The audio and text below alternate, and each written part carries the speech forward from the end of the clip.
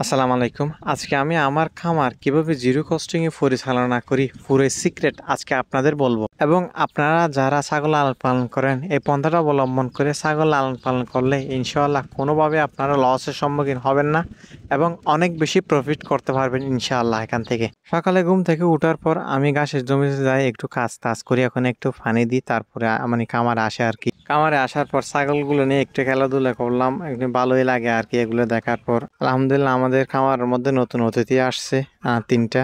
ওইগুলোকে একটু দেখতেছি আর ভালোই লাগতেছে, মানে সবাইকে মানে বের করে দিচ্ছি, মানে বিলের মধ্যে চলে যাওয়ার জন্য। কিছু বের হয়ে গেছে আর কিছু এখানে বসে আছে, এগুলো বের করার চেষ্টা করতেছি। তারপরে হচ্ছে আপনার ওই খামারটা পরিষ্কার করতে হবে। আসলে আপনি যদি একটা খামার পরিচালনা করতে চান তাহলে আপনার এই কাজগুলো মানে আপনার নিজেরে করা লাগবে। আমি কোনো কিছু সিক্রেট রাখি নাই আজকে, মানে সবগুলো দেখাই দিচ্ছি কিভাবে আমি ওগুলো পরিষ্কার করতেছি। আসলে সবগুলো তো ভিডিও করে দেখা সম্ভব না, মনে করেন যে এক হাতে ক্যামেরা নিয়ে অন্য হাতে কাজ করা একেবারে কষ্টসাধ্য হয়ে যায়।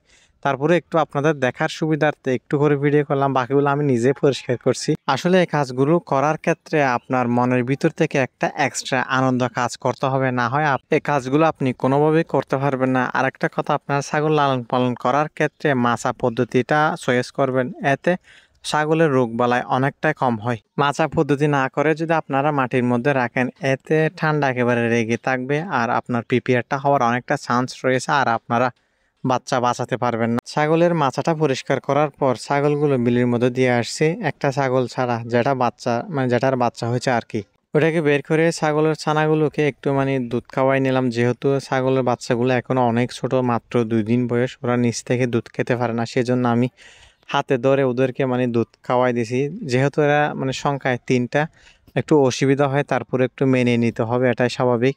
একটু দানাদার দিছি ছাগলটা, কারণ 3টা বাচ্চা হয়েছে, মানে দুধ একটু কম আসে, তো সেই জন্য মানে একটু দানাদারটা বাড়াই দিছি যাতে একটু মানে হয় আর কি, দুধ আসে আর কি। বাচ্চাকে দুধ খাওয়ানোর পর বাচ্চাকে একেবারে শুয়ে দিয়ে সে চলে যাচ্ছে হচ্ছে বিলের মধ্যে। আমি দেখে পুরো অবাক ভাই, এটা হচ্ছে ব্ল্যাক বেঙ্গল ছাগলের একটা মজা।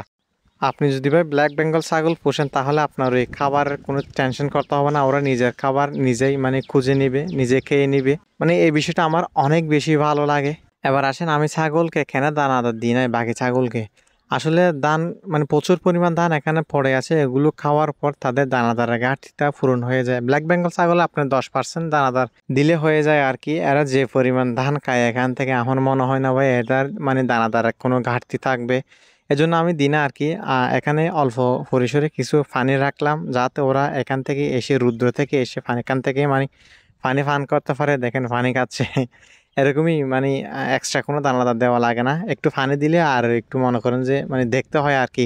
এখানে বিলের মধ্যে প্রচুর পরিমাণ কুকুর, মানে কুকুরের খামড়ায়, এর জন্য একটু বসে থাকতে হয়, একটু দেখতে হয়। মানে এতটুকু করলে এনাফ আমি যতটুকু মনে করি। আমি ছাগল লালন পালন করতেছি, আমার একটা প্রপার অভিজ্ঞতা হয়ে গেছে, এতটুকু করলে আমি মনে করি এনাফ। যে ছাগলটা বাচ্চা দিছে 1 ঘন্টা পর চড়ে আবার বাচ্চার কাছে চলে আসছে দুধ খাওয়ানোর জন্য, ভাই এটা হচ্ছে ভাই ব্ল্যাক বেঙ্গল ছাগলের মজা। আমি বারবার বলতেছি ভাই, এটা হচ্ছে মজা ভাই। যেখানে ছাগলের বাচ্চাগুলো রাখছে ছাগল ওইদিকে চলে গেছে, আমি একটু মানে ওরা দুধ খেতে চাচ্ছে, ওখানে মাচার মধ্যে ওদের মানে পা ঢুকে যাচ্ছে আর কি। এজন্য আমি ওখানে দুধ খেতে দিই না, আমি নিচে নিয়ে আসছি, নিচে নিয়ে এসে ওদেরকে মানে পর্যাপ্ত পরিমাণ দুধ খাওয়াইছি। দুধ খাওয়ার পর মানে মাটা ওইখানে শুয়ে আছে, মানে ওরা যদি আবার ঘুমিয়ে যায় সে আবার মানে বিলের মধ্যে চলে আসবে শর্তে।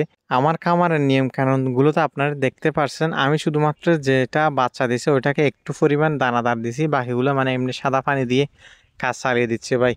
আসলে ব্ল্যাক বেঙ্গল ছাগল লালন পালন করলে আপনারা মানে দানাদার না দিলেও চলে, এই জন্য কারণ তারা দানাদারটা একেবারে বিল থেকে খুঁজে খুঁজে খেয়ে নেয়। আজকের ভিডিওটা এতটুকুই, এর পরবর্তী এই বিষয় নিয়ে একটু বড়সড় আলাপ আলোচনা করবো ইনশাআল্লাহ।